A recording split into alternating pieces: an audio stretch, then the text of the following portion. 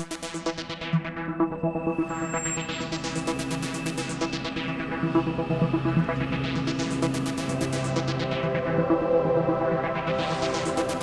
this is Felipe Osario, and welcome to Second Earth Alternative.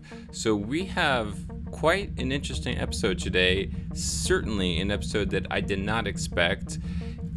We did an episode about this really strange Mars anomaly a few episodes ago, and we called it a speed racer, but the thing, technically it's a pod racer. If you watch Star Wars, that's what we thought it looked like.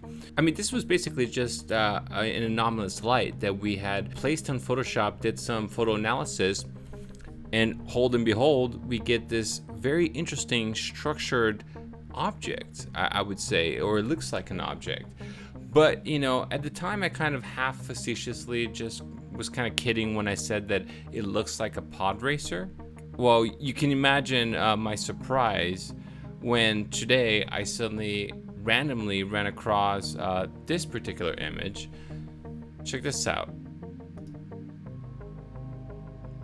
Now, I know that in ancient history there were UFOs that were being depicted. I know that there are all kinds of flying vehicles in the Hindu culture. They called it Vimanas. What I didn't expect is that they would look like this. I didn't expect that, just like the image that we have, it seems to have a circular combustible end, like we had discussed on the pod racer. You can even see on the pod racer that right where you would expect there to be some kind of leg or some kind of item, there is something that's protruding outwardly. You can even see this kind of linear line in the bottom. Let me see if I can increase the size, make it a little bit easier. I know that it's very pixelated, very blurry. It's very hard to make any major determination, but this particular image I found hashtagged with Vedas, which is from Hindu.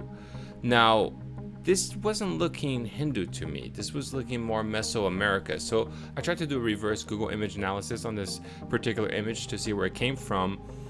And what I got was something that was more of Mesoamerica, more Aztec, Mayan. And let me show you what else they had here that I thought was kind of cool. Check this one out. So the sculpture comes from Mexico, Veracruz, Mexico. Very good beer there, very good tacos. But they did have a culture called the Remahadas between the 500 and 800 AD. They're known for their figurines, some of their arts.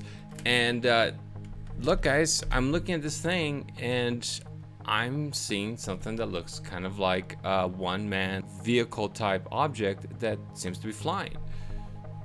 And here is another version with, you know, very dragon looking creature. I mean, this is, can we zoom in a little bit more? You know, what's interesting is it's not just a dragon, but it's also bird looking, right? So keep this in mind as we go through these images that seem to eerily look like the pod racer that we found in Mars. Now check this one out. Very creepy. I mean, are those some bulging eyes it's got going there? But I have to tell you, you know, when I was looking at this and I saw that flat thing that thing was standing on, the first thought that I thought about was this gives a whole new term to magic carpets. Okay, so as I was telling you earlier, I found these images originally hashtagged with the hashtag Veda. So when I started actually looking more into the Veda text, the Vimanas, the flying vehicles, I found some interesting connections, and this is kind of what I want to show you in this episode. So at first I discovered this god called Skanda, okay? Now, Skanda was one of the children of Shiva. You might have heard that conspiracy of the CERN scientists doing rituals around Shiva. Anyways, Skanda is supposed to be the first child of Shiva, and apparently came from the Pleiades star system. Look at this. But outside of this Hindu description describing this god coming from a different star, what I thought was so interesting, what this god looks like. Check this out. Aha. So now we got a Hindu god riding on a flying peacock I'm sure your heads are already rolling with jokes with this one, but Yo, step your banks up like you moving that yayo. Somebody going. the point that I'm trying to make here is that it's obviously some kind of animal that's being used to depict a flying vehicle, or at least it seems like that. Going further with this, look at this particular depiction, and this is very interesting because outside of having this peacock flying vehicle type thing, look at what the peacock is standing on top of. It's not just a peacock, but we got a peacock standing. Now look at here, standing on top of a cobra. This is a very important detail, and I'm going to show you why. So you might be wondering, what does a peacock mean to Hindu people?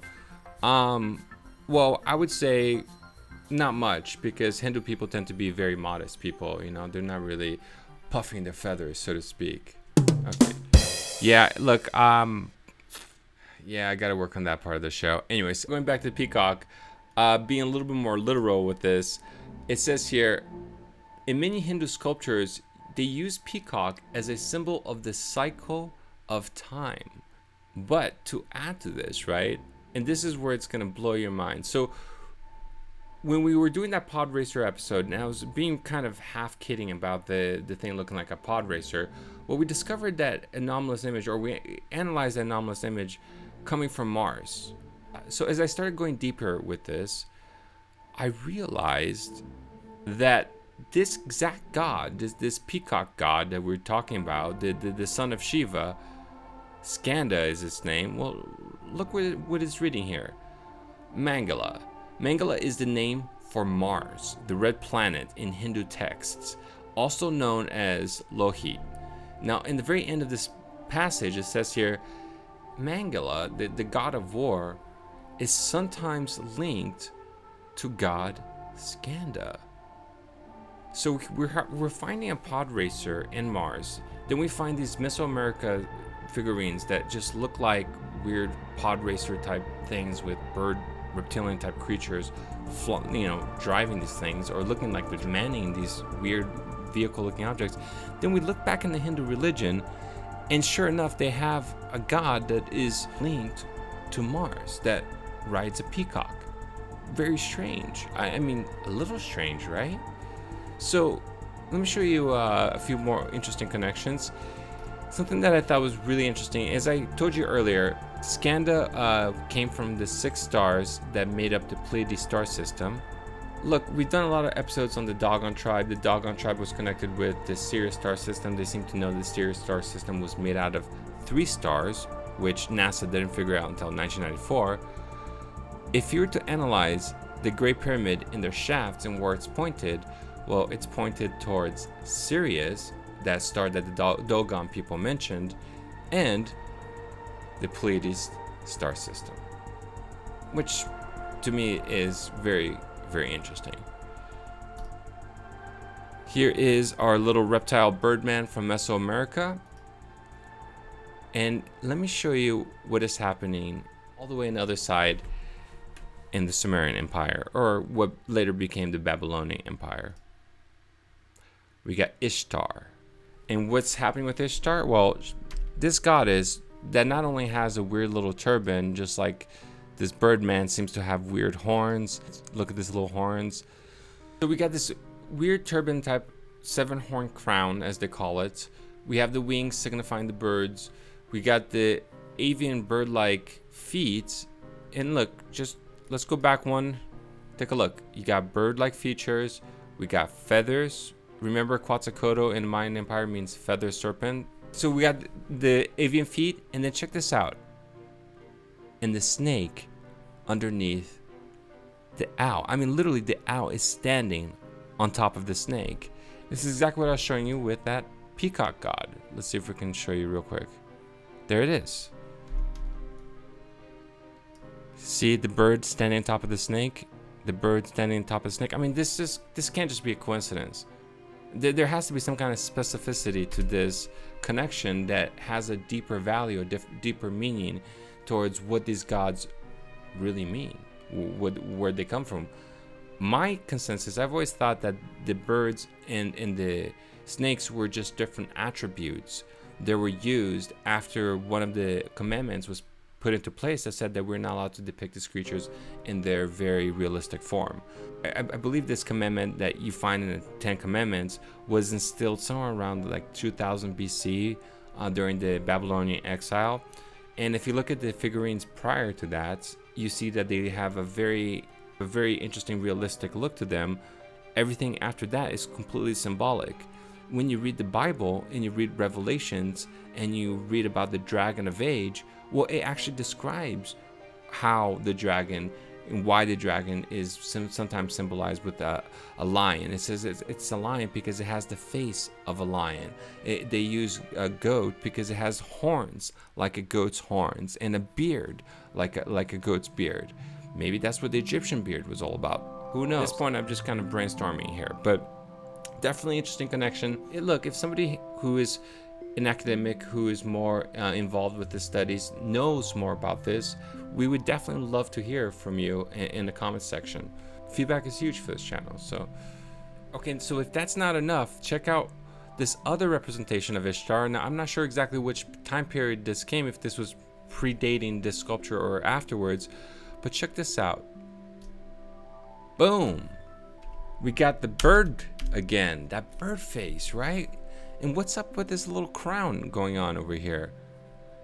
So I'm not sure if this came before or after the previous sculpture that I showed you, but definitely you can see something that looks a lot more like something that maybe one of the abduction people have talked about when they talked about seeing bird-like aliens.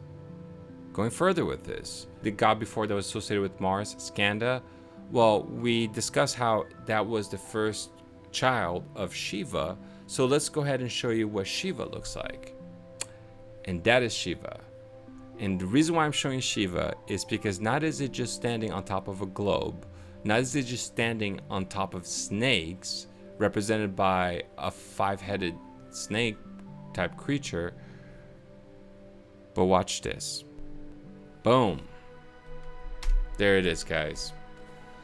Somebody has to know something. Somebody is writing these stories knowing details that we ourselves are probably in a kind of a parallel type of evolution, kind of noticing it, unbeknownst to their own work, because there's no way this is just coincidence.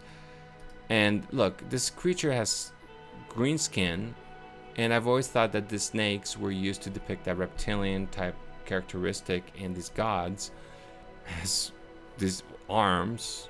I don't think that the arms is an actual physical trait, but I think that the movie might have been trying to connect this god back to Shiva. And man, what can I say? I made that pod racer comment kind of half joking, and then a month later, I'm seeing all these weird connections. Get on.